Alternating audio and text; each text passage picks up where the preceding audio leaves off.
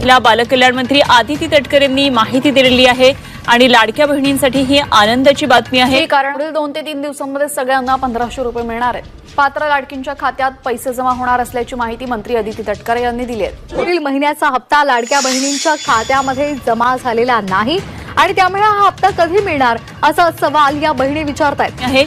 योजना जी आहे ती महायुतीच्या सरकारची अतिशय महत्त्वाकांक्षी योजना आहे आणि त्याचा एप्रिल महिन्याचा हप्ता सुद्धा लवकरच सर्व माता भगिनींच्या लाडक्या बहिणींच्या खात्यामध्ये वितरित होणार आहे। दरम्यान या योजनेच्या लाभार्थींची शेवटची पडताळणी होईल, त्यानंतर राज्यातील पात्र लाडक्या बहिणींची संख्या निश्चित होणार आहे। लाडक्या बहिणींसाठी एक आनंदाची बातमी हप्ता आहे तो लवकरच लाडक्या बहिणींच्या खात्यामध्ये आता जमा होणार असल्याची माहिती मिळते।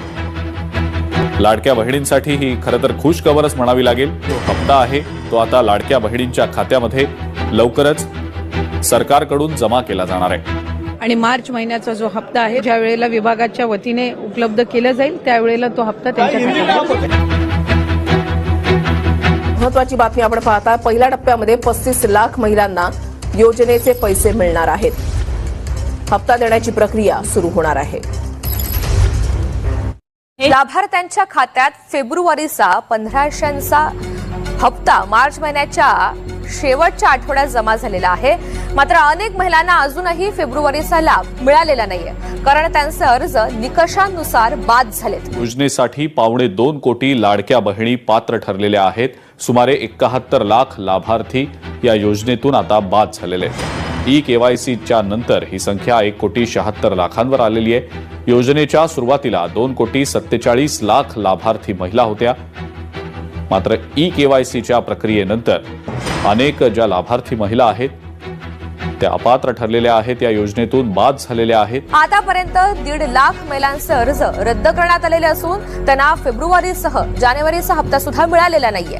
एप्रिल महिना मार्च महिन्याचं बजेट सादरीकरण झाल्यानंतर साधारणपणे एप्रिल महिन्यामध्ये नवीन आर्थिक वर्षाला सुरुवात करत असताना एक 5-10 दिवसांचा विलंब होत असतो, पण हा रुटीन असतो, हा दरवर्षी होत असतो। त्याच्यामध्ये कारण ते जे ट्रान्झिशन असतं ते त्या निमित्ताने म्हणजे नवीन वर्षाच्या ह्याच्यामध्ये होत असतं, त्यामुळे ते प्रत्येक जो विभाग असतो त्याच्यामध्ये हा मार्च ते एप्रिल जो असतो, मार्च एंडिंग आणि एप्रिल महिना नवीन आर्थिक वर्ष, तर याच्यामध्ये जो काही एक थोडा ग्लिच असतो 10-15 दिवसाचा हा रुटीन असतो, पण मानधन कुठल्या महिन्याचं त्यांचं रखडत नसतं। बातमी लाडक्या बहिणींसाठी अत्यंत मोठी आणि महत्त्वाची। लाडक्या बहिणींना आता ई-केवायसी साठी आणखी मुदतवाढ देण्यात आलेली आहे। ई-केवायसी करत असताना काहींनी चुकीचे ऑप्शन निवडले, काहींनी ई-केवायसी भरून सुद्धा त्यांना काही तांत्रिक बाबींमुळे त्याच्यामध्ये लाभ हा मिळत नव्हता। त्यात काही चुकीचे ई-केवायसीच्या फॉर्ममध्ये ऑप्शन त्यांनी निवडले गेल्यामुळे ती मुदत ही आता या महिन्याच्या कालावधीपर्यंत आम्ही वाढवत आहोत, म्हणजे 30 एप्रिल पर्यंत वाढवण्यात येत आहे। लाडकी बहीण योजना जी आहे ती देखील सुरूच राहील। या योजनेसाठी अर्थसंकल्पात मोठी तरतूद करण्यात आलेली आहे, परंतु हप्त्यात वाढ झाल्याची घोषणा झालेली नाही। मुख्यमंत्री माझी लाडकी बहीण ही योजना अशीच सुरू राहणार आहे व या योजनेकरता आवश्यक ती भरीव तरतूद।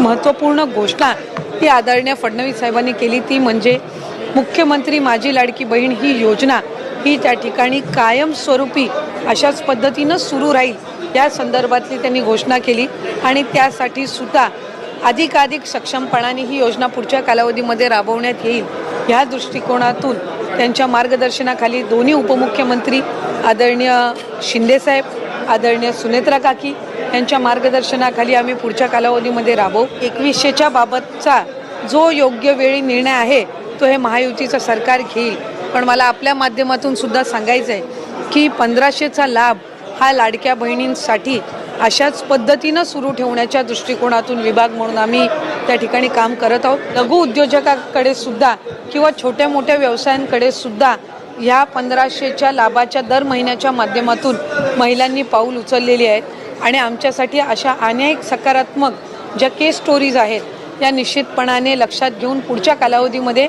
फायनान्शियल लिटरसी ज्याचा उल्लेख किंवा आर्थिक सक्षमता महिलांमध्ये आणणं ह्या दृष्टिकोनातून आम्ही काम करणार आहोत, जेणेकरून लखपती दिदी असतील यांचं उद्दिष्ट गेल्या वेळेला 37 लाखाचं होतं। 37 लाख माता भगिनी या लखपती दिदीच्या त्या ह्याच्यामध्ये लाभ घेत आहेत, म्हणजे वार्षिक त्यांचं उत्पन्न 1 लाखाच्या पुढे जात आहे. त्याच पद्धतीनं यंदाच्या याच्यासाठी 25 लाखाचं उद्दिष्ट हे ठेवलेलं आहे.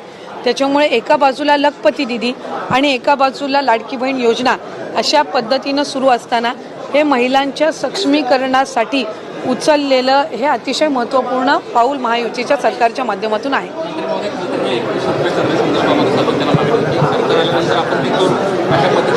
सरकार हे आमचं 5 वर्ष आहे. त्याच्यानंतरचे पुढचे 5 वर्ष निश्चितपणाने महाराष्ट्र राज्याची ही जनता महायुतीच्या सरकारला निवडेल याबाबत काही शंका नाही. आत्ता आपण जी घोषणा आदरणीय मुख्यमंत्री महोदयांनी आज अर्थसंकल्प मांडत असताना केली आहे की अनेकांना वाटायचं की निवडणुकीनंतर ही योजनाच बंद होईल, पण आज निवडणूक होऊन 1.5 वर्षाचा कालावधी झालेला आहे. आजही योजना यशस्वीरित्या सुरू आहे. आज अर्थसंकल्पामध्ये त्यांनी उल्लेख केला की पुढेही ही योजना अशाच पद्धतीनं आम्ही सुरू ठेवणार. त्याच्यामुळे शंका कुशंका हे घेण्याचं काम विरोधकांनी आधीसुद्धा केलं. ज्या वेळेला ही योजना आदरणीय दादांनी 28 जून 2024 रोजी आणली त्यावेळेला कोर्टात जाण्याचं कामसुद्धा काहींच्या माध्यमातून झालं. हा लाभ कधी आपल्याला मिळणारच नाही असाही अपप्रचार झाला. त्याच्यामुळे कुठल्याही अपप्रचाराला बळी न पडता लाडक्या बहिणींसाठी हा लाभ हा कायमस्वरूपी महायुतीच्या सरकारच्या माध्यमातून